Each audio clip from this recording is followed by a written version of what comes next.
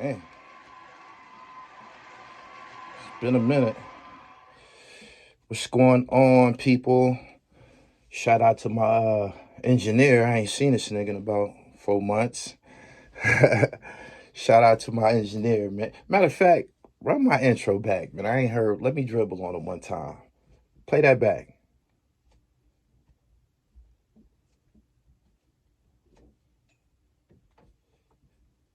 Right, right.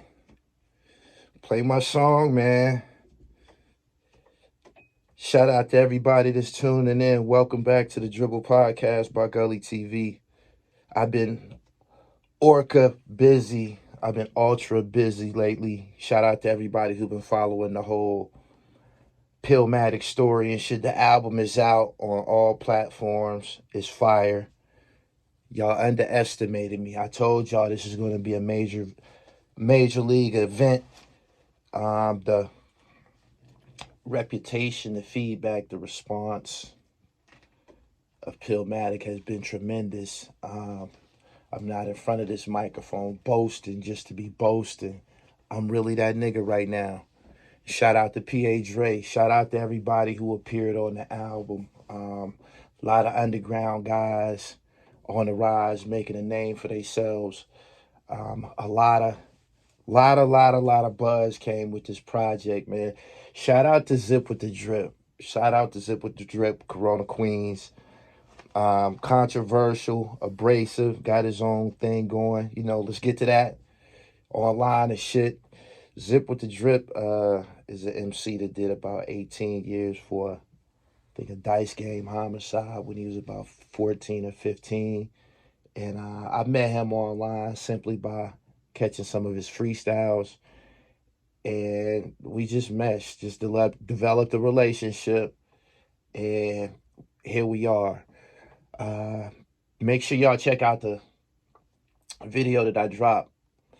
Zip with the Drip. Zip was the first music video off the Pillmatic album. It's called Game Time, aka Ja Morant. Y'all tag Ja Morant in this music video, man. It's straight fire. Directed by me, edited by me. Fire. Giving the people exactly what the fuck they want. I happen to be blessed with an incredible hip hop ear. And my sound is normally compatible to everybody at the cool table. So shout out to Zip with the Drip, man. I appreciate you, man. You on the rise. You on the rise. People they checking for you. I'm hearing your name a lot. I played the album in front of Bimmy. Shout out to Bimmy from the Supreme Team, Queens. He invited me into his office. I think it's Young Lord Entertainment over there in New Jersey. He doing some real major business over there, man. He had an incredible facility. We sat down and listened to the album, and he was totally engaged. He listened to my 45-minute album basically right there in front of me, track after track. You know what I'm saying? And he gave me feedback. And he was very, very enthused about the fact that I had an album going. He played some unreleased tracks for me. He got music too. He played some unreleased tracks for me from LL Cool J. About 6 or 7 tracks from LL and shit. Some of them sound like they might have been a little bit dated, but it's LL Cool J. It was a great experience to hear some unreleased music by LL. I'm learning more and more about the music business, and I want to share it with everybody as I'm becoming more aware and educated on the whole topic. DistroKid, for everybody that's listening, if you an MC, if you a musician, it's became known to me that, and I believe this, that a guy can go through a whole hip hop career and not absolutely understand how to make money off of his music. I really, really believe that because I'm learning really, really fast, and getting the information and shit it seems to be fairly easy to me, but I don't see it reflected in the populace. I see a lot of people making songs for basically YouTube notoriety, Instagram notoriety, and whatever residuals they can collect off of that, a show here, a feature there. That's how they living. But the DistroKid program is incredible. It put my name places that I had never been internationally. The Pillmatic album just went everywhere. When I Google it or I Google my name, the entries come up in faraway countries, man. People that's hip hop, and they hip hopping like a motherfucker overseas. London, United Kingdom, Switzerland, even parts of China. They big followers. It shows in my engagement reports. Big followers of Gully TV. Standout songs on the album, according to analytics, is The Coaching. That's by Donique. And Noah the Flood. It's a righteous theme song. You know, Donique is an MC representing the Nation of Islam. I met him at Savior's Day many years ago, interviewed him. He's from East New York. He fire. I kept him aboard. Noah the Flood is from a whole bunch of places. I believe he's in Texas right now, but he's lived in Texas, Louisiana, California. He one of those guys who done been a lot of places, but he got the understanding of the knowledge itself, and he's a lyricist. A lot of these guys that you hear in appear on the album, there's a few that I've never even met in person. I've never met Zip with the Drip in person. We've never been in the same room. We executed a plan. We put a song together, me, him, and P.A. Dre. We got in the huddled up, put a song together. I contracted a guy to go shoot the video, shoot some scenes for me. Told him, man, all I need you to do is shoot and email these files back. He emailed them back. The finished product is the video that y'all see on YouTube, man, courtesy of the Dribble. Shaheem and Sam Scar have a song called Big Pressure that's gaining steam fast as hell. It has a music video that's viral. As far as me uploading music videos on my channel in recent years, this one has probably done the best of basically uploading a video for someone who's like underground or unsigned. Shaheem, I wouldn't consider him underground, but people that's in this underground pocket of music and shit. You dig what I'm saying? They came out on the album, but yeah, some of them I've never been in the same room with.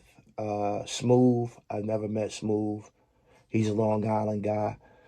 Got put with him through Hush Kingpin. Shout out to Granddaddy IU, one of the pioneers of hip hop out there in Long Island. He made sure he gave his blessings to me. Mr. Fab and Razcast, they went crazy. Lyricists, lyrical than a motherfucker. Shout out to everybody from the West Coast that bought the album, everybody from the West Coast that's listening, and the West Coast niggas that got on my album. I can't thank him enough, Mr. Fab, straight up, and Razcast. Planet Asia came with the heat. Him, Mussolini, and Aguilar. I tried to recreate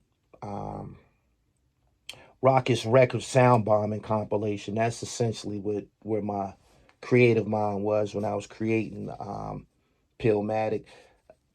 The name derived from my love of basketball, you know what I'm saying? I just put some P on Illmatic and shit, you know what I'm saying? Nas was rapping about his experiences in the projects.